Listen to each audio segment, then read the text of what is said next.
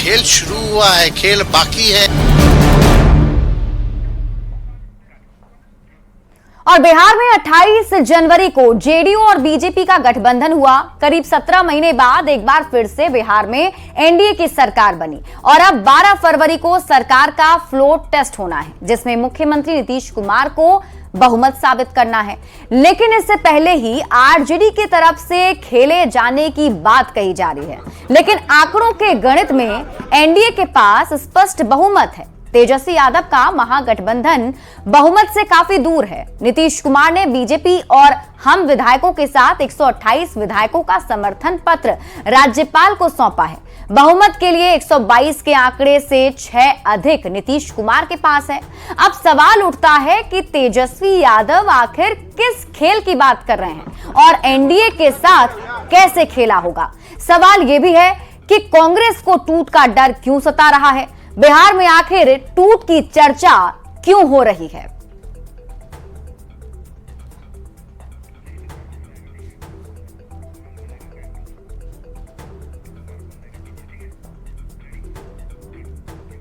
और ऐसी बात आखिर क्यों हो रही है, ये अगर हम आपको समझाएं, क्योंकि अगर दोनों ही पक्षों की स्थिति अगर अभी फिलहाल बिहार में देखी जाए, एक एक करके जानने की कोशिश करते हैं। तो पहली स्थिति यह है कि जेडीयू के पास 45 एमएलए हैं और तोड़ने के लिए 30 एमएलए की जरूरत पड़ेगी।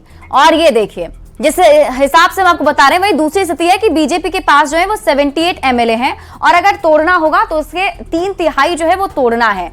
और इसके साथ ही चौथी स्थिति है कि बीजेपी को हारी हुई बाजी जीतने वाली पार्टी मानी जाती रही है। बीजेपी जहां हार भी जाती है वहां भी वो जीत जाती है। तो ऐसे में बीजेपी के अंदर टूट कैसे होगा, ये बड़ा सवाल बना हुआ है। उसके साथ ही देखिए, जैसा कि हम आपको बता रहे हैं, विधायकों की संख्या एक एक पार्टी के पास, और अगर उन्हें तोड़ना हो तो कितनी संख्या होनी चाहिए।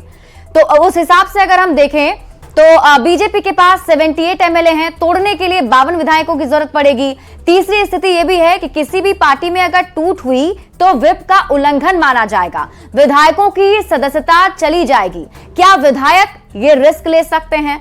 चौथी स्थिति यह है कि बीजेपी को हारी हुई बाजी जीतने वाली पार्टी मानी जाती है। तो पांचवी स्थिति यह है कि कांग्रेस को टूट का डर सता रहा है और इसलिए हैदराबाद में सभी विधायक शिफ्ट किए गए हैं। अगर टूट होता है तो एनडीए मजबूत होगा, राज्यसभा चुनाव में भी खेल हो सकता है। तो आंकड़ों के हिसाब से अगर आप ताकत देखें तो उसमें भी एनडीए की स्थिति जो है वो मजबूत नजर आ रही है।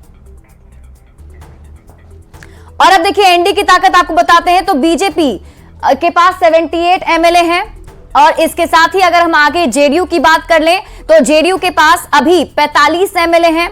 साथ ही साथ इस एनडीए गठबंधन में हम भी है। तो हम की अगर हम बात करें तो 4 हम के जो विधायक हैं यहां पर हैं और ऐसे में 128 टोटल होता है। एक निर्दलीय का भी सपोर्ट मिला हुआ है एनडीए को। टोटल आंकड़ा जो है 128 का है एनडीए के पास और बहुमत का आंकड़ा चाहिए 122, यानी उससे 6 ज्यादा हैं इनके पास। और अगर हम महागठबंधन की ताकत की बात कर लें, क्योंकि कहा यह जा रहा है तेजस्वी यादव की तरफ से कि खेला होगा, तो आरजेडी के पास अभी 79 एमएलए हैं। सबसे ज्यादा पार्टियों में अगर देखें तो उनके पास है। कांग्रेस के पास 19 एमएलए हैं और इसके साथ ही इनके साथ लेफ्ट पार्टियां भी जुड़ी हुई हैं। तो लेफ्ट जो है उनके पास 16 विधायक अभी हैं। तो ऐसे में इनका जो आंकड़ा है वो 114 का होता है और 122 जादुई आंकड़ा है जहां तक पहुंचना है। तो ऐसे में अगर देखें तो महागठबंधन बहुमत से काफी दूर है, लेकिन फिर भी तेजस्वी यादव की तरफ से कहा जा रहा है कि खेला होगा। तो ऐसे में खेला कैसे होगा, सवाल ये भी उठ रहे हैं, क्योंकि आंकड़े अगर हम देखें तो वो अलग है। इसी बीच रुक कर लेते हैं बड़ी खबर की। कांग्रेस विधायक टूट को लेकर सचेत हो गए। इस वक्त की बहुत बड़ी खबर आपको बता रहे हैं। कांग्रेस विधायक टूट को लेकर सचेत हो गए हैं। 2 और विधायक हैदराबाद पहुंच चुके हैं। सिद्धार्थ और अबिदुर रहमान भी अब हैदराबाद पहुंच चुके हैं। आपको बता दें 2 विधायक हैदराबाद से बाहर गए हैं। तो इस वक्त की बड़ी खबर आपको बता रहे हैं, शकील अहमद और विजय शंकर दुबे हैदराबाद से बाहर गए, यानी जो टोटल 19 विधायक कांग्रेस के हैं उनमें से 16 विधायक हैदराबाद में थे और अब यह खबर मिल रही है कि 2 और विधायक भी हैदराबाद शिफ्ट कर दिए गए हैं। यानी कांग्रेस जो है वो टूट को लेकर काफी सचेत हो चुकी है, इसलिए 2 और विधायकों को हैदराबाद भेज दिया जा चुका है।